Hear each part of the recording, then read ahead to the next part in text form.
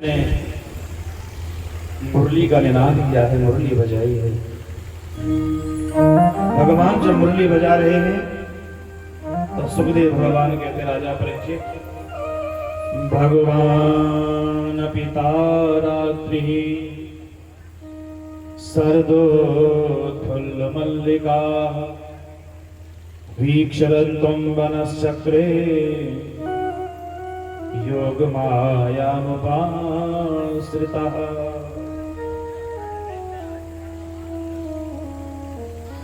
भगवान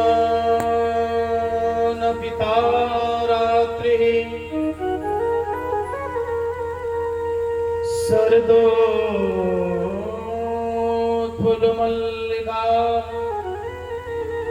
वीक्षरन्तम् मनश्चक्रे योगमायामुपाश्रितः।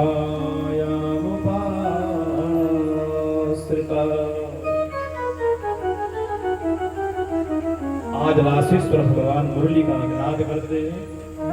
भगवान ने मुरली बजाई है और भगवान ने मुरली किस लिए बजाई? गोपियों को याद करके मुरली बजाई है। और दिन तो गोपियां स्वयं भगवान से मिलना चाहती थी, इंतजार करती थी कि भगवान कब जाएंगे और हम कब उनके पीछे पीछे दौड़े। परंतु आज स्वयं भगवान के मन में गोपियों से मिलने की उत्कंठा जगी।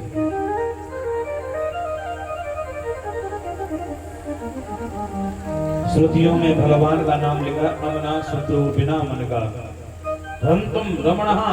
परंतु आज बिना मन वाले भगवान के मन में भी गोपियों से मिलने की उत्कंठा जगी है। और ध्यान देना, भक्त दिन रात भजन करे, भगवान को याद करे, इसी को कहते हैं भक्ति।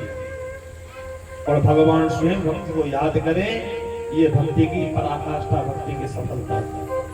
आज स्वयं भगवान गोपियों को याद कर रहे हैं और याद करके भगवान ने मुरली का निनाद किया।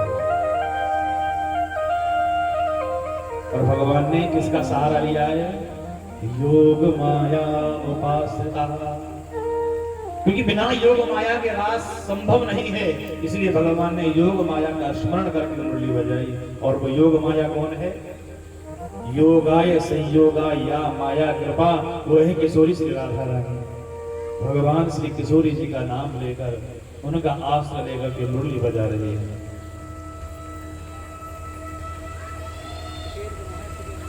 सारी गोपियां अपने अपने घर में अपने अपने कामों में व्यस्त हैं, परंतु जैसे मुरली की आवाज सुनी विवल हो गई, काम करना भूल गई।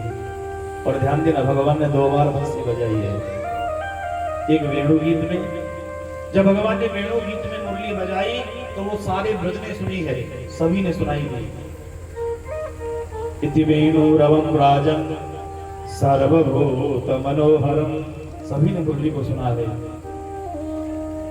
और रास पंचाध्याय की कथा से पहले चीर हरण की कथा है। भगवान गोपियों के चीर चुराते हैं। और ये चीर चुराने की लीला क्या है? लोग उसे गलत दृष्टि से देखते कि भगवान ने तो वस्त्र चुराए। गोपियों की लज्जा का हरण किया। ये चीर हरण लीला भगवान की है, आवरण भंग लीला।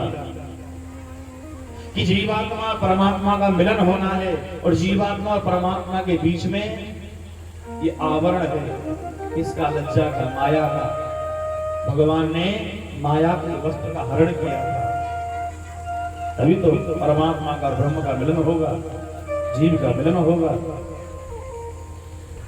जानत तुम ही हो जाई, सो जान जेव देव जनाई, ब्रह्म विद ब्रह्म भवति। इसलिए भगवान इस चीर हरण लीला को गलत दृष्टि से मत देखना।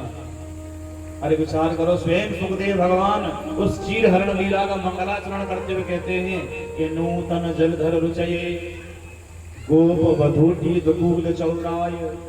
गोपियों के वस्त्रों को चुराने वाले ऐसे भगवान नारायण को मैं नमस्कार करता हूँ। अब सुखदेव भगवान इस लीला का चिंतन करते हैं कि वो भगवान की साधारण लीला नहीं होगी, भगवान की दिव्य लीला है। माया के बीच में भी जो निरासक्त रहे वो है संत। और आज गोपियां संत स्वरूपा है। और वास्तव में ये गोपियां कोई साधारण नहीं है, ये वेद की ऋषाएं हैं। ये वो लंबी लंबी दाढ़ी वाले राम अवतार के संत हैं। ये भगवान श्री राम के साथ में सीता जी वनवास के समय भ्रमण करती हैं, तो लंबी लंबी दाढ़ी वाले संत मन में सोचते हैं यदि हम भी भगवान की भार्या होते तो भगवान के साथ में ऐसे विचरण करते। भगवान ने कहा कि इस जन्म में तो आपका संकल्प पूरा नहीं होगा, पर अगले जन्म कृष्ण अवतार में आपका संकल्प अवश्य पूरा करेंगे। और वही राम अवतार के संत लंबी दाढ़ी वाले गोपी बनकर ब्रज में पैदा हुए। और जैसी मुरली को सुना है, एक गोपी घर में चारा डाल रही थी और जैसे टोकरा लेकर के चली, मुरली की आवाज कान में सुनाई दी, विवल हो गई, तड़प उठी, हाथ में टोकरा लेकर के दौड़ने लगी है भगवान से मिलने के लिए। और आज जो भगवान ने मुरली बजाई है, सुखदेव भगवान कहते हैं केवल गोपियों के काम को वर्धन करने वाली बजाई है। कि निशम्य गीतम तदनंग वर्धनम, अनंग को बढ़ाने वाली भगवान ने जो मुरली बजाई, गोपियां विवल हो गई।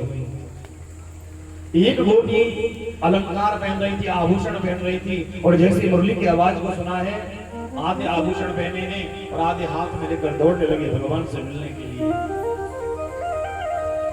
एक गोपी घर में हलवा बना रही थी करछली से, और हलवा बनाते बनाते जैसी मुरली की आवाज सुनी, करछली हाथ में लेकर के दौड़ने लगी है वो गोपी श्री कृष्ण से मिलने के लिए। एक गोपी वस्त्र पहन रही थी, आधे वस्त्र पहने हैं, और जैसे मुरली को सुना है तो आधे वस्त्र बिना पहने दौड़ने लगी भगवान से मिलने के लिए। एक गोपी अपने घर में लीपा पोती कर रही थी। लीपा पोती जानते हो क्या?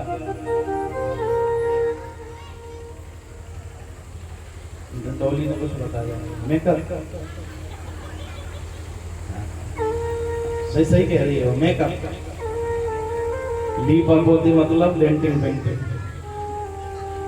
लिंबंदा प्रभजन्तोन्या अंजन्त्या काश्चलोचने व्यस्त्रवस्त्राभरणा काश्चल कृष्णांतिकं ययो। लीपा पोती डेंटिंग पेंटिंग कर उबटन लगा रही थी, आधी डेंटिंग पेंटिंग हुई है। इतने में मुरली की आवाज सुनी, वो भी दौड़ पड़ी ब्रह्म से मिलने के लिए, दौड़ने लगी है। एक गोपी जैसे मुरली की आवाज को सुनती है और जैसे घर से बाहर निकली, उसकी सासू ने उसे पकड़ लिया। कहां जा रही है? घर में चलो। घर से बाहर भी यदि कदम रखा तो फिर वापस लौट के इस घर में मत आओ। वो डर गई बेचारी, सासू हाथ पकड़ के ले गई कमरे में।